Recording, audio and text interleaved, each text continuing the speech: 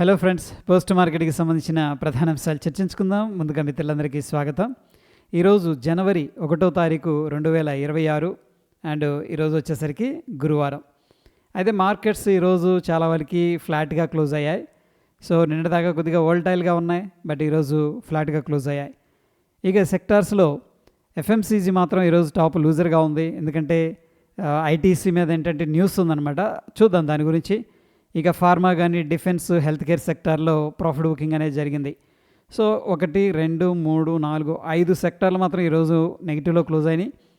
ముఖ్యంగా టాప్ గెయినర్స్లో auto, realty, IT, metal sector అనేది కనిపిస్తూ ఉంది. ఎనీహౌ ఇక్కడ క్లోజ్ అయిన విధానంలో ఏంటంటే స్లైట్గా బుల్లిష్ సెంటిమెంట్ అనేది కనిపిస్తుంది. లేదు అంటే ఒక 70% పైన ఇండియన్ సెక్టార్స్ బుల్లిష్గా క్లోజ్ అయ్యాయి.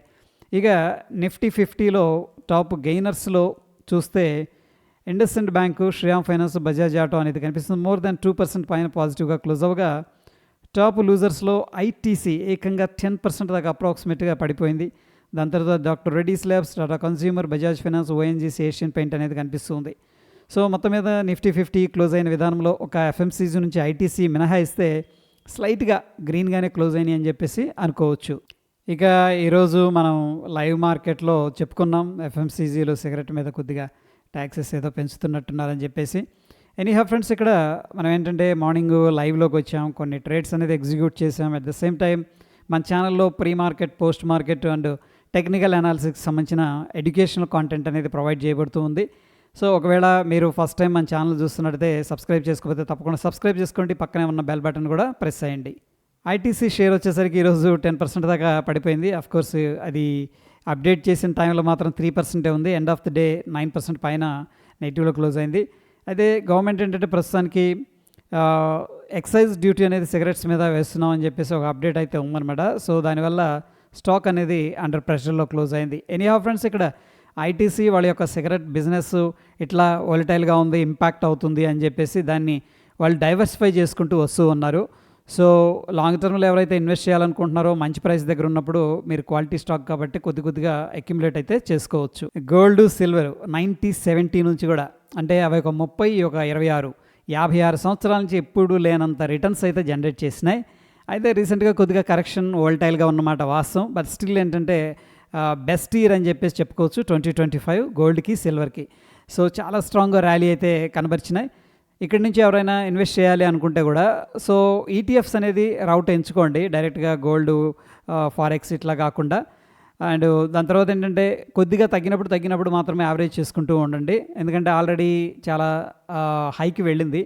సో వాలటైల్గా ఉన్నప్పుడు, డిప్ అయినప్పుడు మాత్రం మీరు కొద్దిగా అక్యుములేట్ అయితే లేదా యాడ్ అయితే చేసుకోవచ్చు. ఈటీఎఫ్స్ అనేది ప్రిఫర్ చేయండి. వోడాఫోన్ ఐడియా షేర్స్ ఈరోజు ఇంట్రాడేలో పాజిటివ్గా అయితే ట్రేడ్ అయ్యాయి. ఎందుకంటే వోడాఫోన్ దగ్గర నుంచి వీళ్ళకి, అంటే వోడాఫోన్ గ్రూప్ దగ్గర నుంచి కొంత అమౌంట్ అనేది సెటిల్ అవుతుందన్నమాట. సో ప్రాబ్లీ ఈ యొక్క సెటిల్మెంట్ అమౌంట్ 5,836 కోట్లు ఉంది కదా, అది ఐడియా వాళ్ళ యొక్క ఇన్ఫ్రాస్ట్రక్చర్ కానీ అది డెవలప్మెంట్ చేసుకోవడానికి హెల్ప్ అవుతుంది. ప్రస్తుతం ఈ స్టాక్ ఆ న్యూస్ని బేస్ చేసుకొని పాజిటివ్గా అయితే రియాక్ట్ అయింది.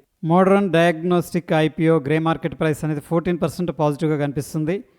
ఇదే డిమాండ్ అనేది కొనసాగిందనుకోండి, మోడర్న్ డయాగ్నోస్టిక్ ఈ యొక్క ఐపీఓ లిస్ట్ అయినప్పుడు మంచి గెయిన్స్ అనేది ఇవ్వడానికి ఆస్కారం ఉంటుంది.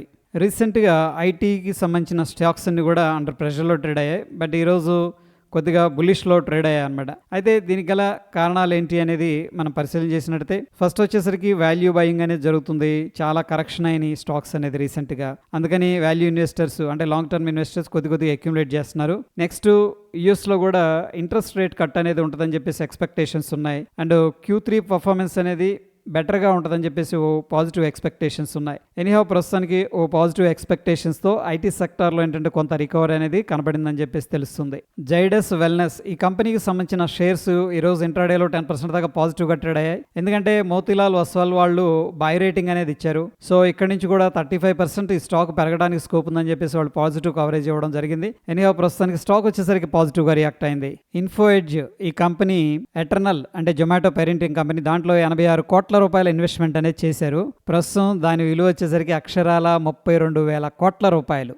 సో రియల్ ఏంటంటే ఇది జాక్బాట్ మల్టీ బ్యాగర్ అంటాం కదా, అట్లాగా ఇన్ఫో ఎడ్జ్ కంపెనీకి అయితే ఇది మల్టీ బ్యాగర్ అని చెప్పేసి చెప్పుకోవచ్చు.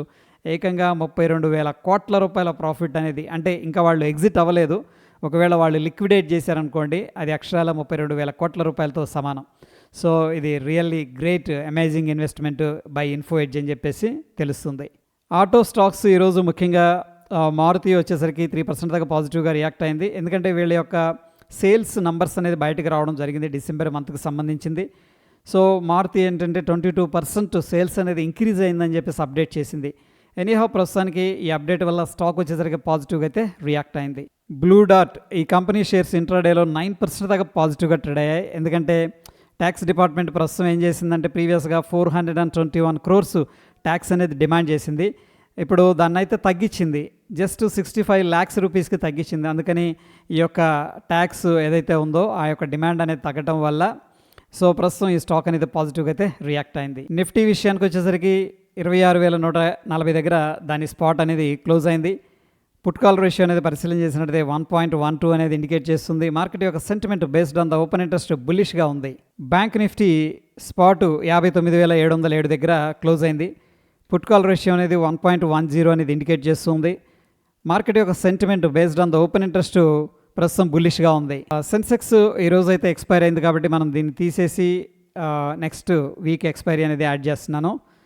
దాని యొక్క స్పాటు 85,172 దగ్గర క్లోజ్ అయింది. పుట్ కాల్ రేషియో అనేది 0.89 అనేది ఇండికేట్ చేస్తూ ఉంది. సో మార్కెట్ యొక్క sentiment based on the open interest అనేది పరిశీలన చేసినట్లయితే బ్యారిష్ అనేది ఇండికేట్ చేస్తూ ఉంది. నిఫ్టీ కావచ్చు, బ్యాంక్ నిఫ్టీ కావచ్చు బుల్లిష్ ఇండికేషన్ ఇస్తూ ఉన్నాయి based on the open interest. But Sensex మాత్రం స్లైట్గా బ్యారిష్ ఇండికేషన్ అనేది ఇస్తూ ఉంది. ఇండియా విక్స్ అనేది పరిశీలన చేసినట్లయితే 3.06% డ్రాప్ అయింది. ప్రస్తుతానికి ఇండియన్ మార్కెట్స్ స్టేబుల్గా ఉన్నాయని చెప్పేసి ఇండియా విక్స్ చెప్తుంది. ఇక డాలర్ ఇండెక్స్ వచ్చేసరికి కొద్దిగా బుల్లిష్గా ట్రేడ్ అవుతుంది. Dow Jones industrial average features అనేది అబ్జర్వ్ చేస్తే 1, 2, 3, 4 సో గత 3-4 రోజుల నుంచి కూడా నెగిటివ్లో ట్రేడ్ అవుతుంది. మనం చూస్తున్న సమయానికి 326 పాయింట్లు నెగిటివ్గా ఉంది. ఇక నిఫ్టీ వచ్చేసరికి నిన్నటి రోజున సిగ్నిఫికెంట్గా పెరగడం జరిగింది. బట్ ఈరోజు స్లైట్గా ప్రాఫిట్ బుకింగ్ అనేది చేసుకున్నారు. ప్రస్తుతానికి 26,182 ఒక మోస్తరు రెసిస్టెన్స్ కనిపిస్తుంది. 26,095 అనేది ఇమీడియట్గా సపోర్ట్ అయితే ఉంది. ఇక బ్యాంక్ నిఫ్టీ విషయానికి వచ్చేసరికి నిన్నటి రోజున సిగ్నిఫికెంట్గా పాజిటివ్గా ఉంది. ఈరోజు కూడా ఈ ప్రీవియస్ ఏదైతే క్లోజింగ్ ప్రైస్ ఉందో అక్కడ నుంచి కూడా బౌన్స్ అనేది జరిగింది. సో ప్రస్తుతానికి 59,875 అనేది ఇమీడియట్గా ఉన్న రెసిస్టెన్స్. 59,676 అనేది ఇమీడియట్గా సపోర్ట్ అయితే కనిపిస్తూ ఉంది. సెన్సెక్స్ విషయానికి వచ్చేసరికి 85,392 కొద్దిగా రెసిస్టెన్స్ కనిపిస్తుంది. 84,811 దగ్గర స్ట్రాంగ్ సపోర్ట్ అయితే ఉంది. గోల్డ్ విషయానికి వచ్చేసరికి 1,36,360 ఇమీడియట్గా రెసిస్టెన్స్ కనిపిస్తుంది. 1,34,365 ఇమీడియట్ సపోర్ట్ ఉంది. సిల్వర్లో వచ్చేసరికి 2,46,414 ఇమీడియట్ రెసిస్టెన్స్, 2,30,421 ఇమీడియట్గా సపోర్ట్ కనిపిస్తుంది. ఇక క్రూడ్ ఆయిల్ విషయానికి వచ్చేసరికి 5,293 ఇమీడియట్గా రెసిస్టెన్స్ ఉంది. 5,203 అనేది ఇమీడియట్ సపోర్ట్ కనిపిస్తుంది. న్యాచురల్ గ్యాస్లో 315 స్ట్రాంగ్ సపోర్ట్ ఉంది. 339 ఇమీడియట్ రెసిస్టెన్స్ కనిపిస్తుంది. ఇక బిట్ కాయిన్ విషయానికి వచ్చేసరికి 90,222 అనేది ఇమీడియట్ రెసిస్టెన్స్ ఉంది. ఇక 86,019 అనేది ఇమీడియట్ సపోర్ట్ అయితే కనిపిస్తుంది. ఎనీహౌ ఫ్రెండ్స్, ఇక్కడ మొత్తం మీద మన ఇండియన్ మార్కెట్స్లో కొద్దిగా ప్రాఫిట్ బుకింగ్ అనేది జరిగింది. అఫ్కోర్స్ ఈరోజు వాల్యూమ్స్ కూడా చాలా తక్కువగా ట్రేడ్ అయ్యాయి. బట్ దీన్ని మనం కొద్దిగా సైడ్ వేస్ యాక్టివిటీ లేదా పుల్ బ్యాక్ అని చెప్పేసి అనుకోవచ్చు. స్టిల్ ఏంటంటే మార్కెట్స్ అయితే బుల్లిష్గానే కనిపిస్తూ ఉన్నాయి. ఐటీ సెక్టర్ ఇంకొంచెం కంట్రిబ్యూషన్ అనేది చేసింది అనుకోండి, మార్కెట్స్లో కొద్దిగా అప్ సైడ్ మొమెంటం రావడానికి స్కోప్ అయితే ఉంది. సో ఇది ఫ్రెండ్స్ పోస్ట్ మార్కెట్కి సంబంధించిన అప్డేట్స్. ఎటువంటి క్రిటికల్ అప్డేట్స్ ఉన్న టెలిగ్రామ్లో షేర్ చేస్తాను. ఫ్రెండ్స్ వీడియో ఇన్ఫర్మేటివ్గా అనిపిస్తే తప్పకుండా లైక్ చేసి మీ యొక్క సపోర్ట్ అనేది తెలియజేయండి. మరొక ఇంట్రెస్టింగ్ ఎపిసోడ్ మళ్ళీ కలుసుకుందాం. Stay tune. ధన్యవాదాలు.